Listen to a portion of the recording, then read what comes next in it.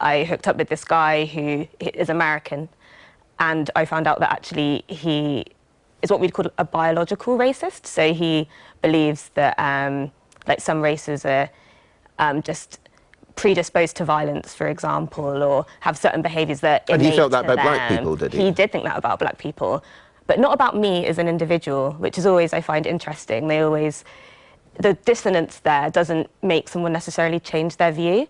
So he actually said to me, "Oh, but you're not like that." And I was like, "Well, yeah, of course not. And no one is. No one's innately violent." But it didn't result in him then reevaluating his views. Or did he just think that you were an exception? Yeah, an exception to a rule. Yeah.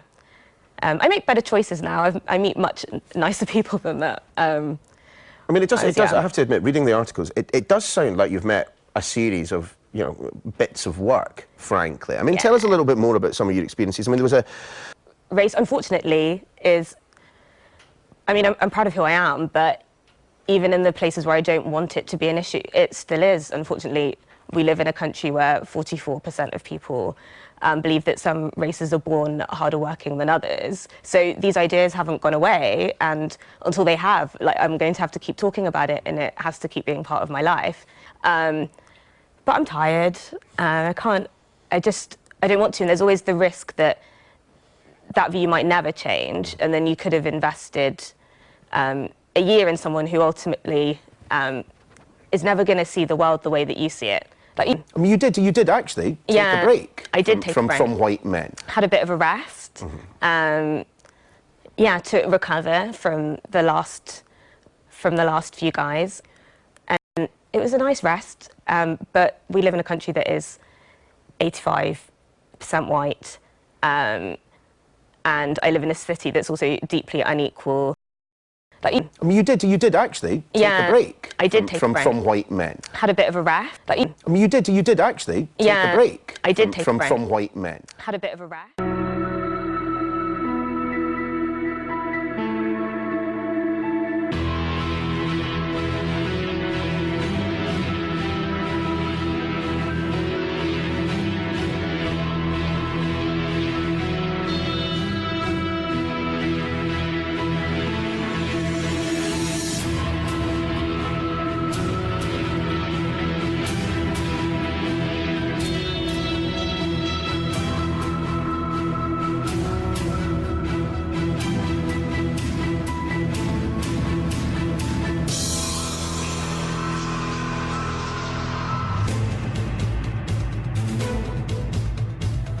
I want to give all the praises and the honor to Yahweh Bahashem, Yahweh Shah Bahashem, Barakah Hakwadash, and double honors to the apostles and the elders of Great Millstone. Shalom to the elect, peace to the elect. Okay, I want to touch on a video, okay, kind of a part two to the female serpent, but the men are held at a higher esteem. Wanted to touch on that, but I wanted to go back on the flip side, because I've noticed that when we do correction on the a lot of the females, you know, it's always excuses and why, and then when we you know, get on our own as men, and then it's all love, you know, from the female perspective. You know, anyway, maybe they have some other issues going on. But anyway, this was an impromptu because I noticed when I walked in the store, I walked in a few stores today. It took taking care of business issues. And I just noticed that every so-called black woman walks like a runway model. I mean, I've heard other women say it's because of self-care. They need to feel better about themselves. So they've used the attire of how they dress to help them feel better about themselves. The thing that is supposed to make a woman feel better about herself or feel like a woman is a man. That's what I've always grown up to know. But now it's their attire. You know, I don't know. It's just so much crazy stuff. But anyway, in the beginning of this clip, this woman says she said this so-called black woman says she took a break from white men, you know. Now, it's hard to do videos like this without them being flagged, so you try to just make the points and keep it truthful, as we always do. The truth hurts, you know. But this so-called black woman said she experienced racism with the opposite race, other races. I don't understand, because this woman, Holly Berry, says she's mad at the white husband that she has because she wanted to show her a bit of her heritage with the white man she was with. So I thought the whole part of so-called black heritage is to be with a so-called black partner. Anyway, we don't say it's about black or white. You know, some white people look black. I mean, some white people who look white are actually Israelites. But the mindset of these women, who they really believe that they're messing with another nation.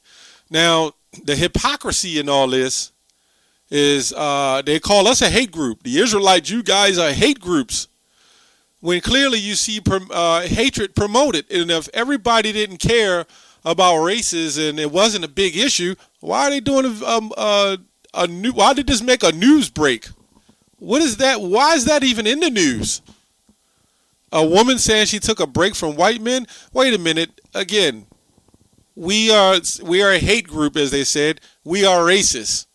It seems like these stories and these clips are keeping racism alive. That's what it looks like to me. They're just keeping the racism going, man. They don't really want racism to end. What they want to do is show the woman's passion over her so-called male counterpart. They have an attack on you, Jakes. They hate you. But we're going to read what the scriptures say and why the Lord is doing this, because the Lord is the one doing it. Remember, the Most High is the one that took our women and put them over us and made them bitter towards us, because we went off and the Lord put a curse on us because what we did to him. Anyway, this is Jeremiah 4:3. It says, "And when thou art spoiled, what wilt thou do? Though thou clothest thyself with crimson, though thou deckest thee with ornaments of gold, though thou rentest thy face with paintings, in vain shalt thou make thyself fair. Thy lovers will despise thee. They will seek thy life." You know, I'm going to try to say this as clean as possible. You know, just as clean as possible. The only reason why these women, are in these predicaments with these Edomians is because they are trying to show their dominance and rulership over the demise of a race. Okay? That's the only reason why they're doing it. Do they really love them? Do they really care about them? Inside their spirit, if they are Edomites, because some of these black women that are dating these white men aren't really Caucasian men. Some of them are really Jake, you know. Some of them are really Israelites. Like Robert De Niro loved black women. Well, it all makes sense, you know. Spirit bear witness. You know, I just wanted to do this video targeting the hypocrisy. It's all told that we're haters. We hate. That's all they say. We're a hate group. When clearly hate is proven and put right in everyone's face.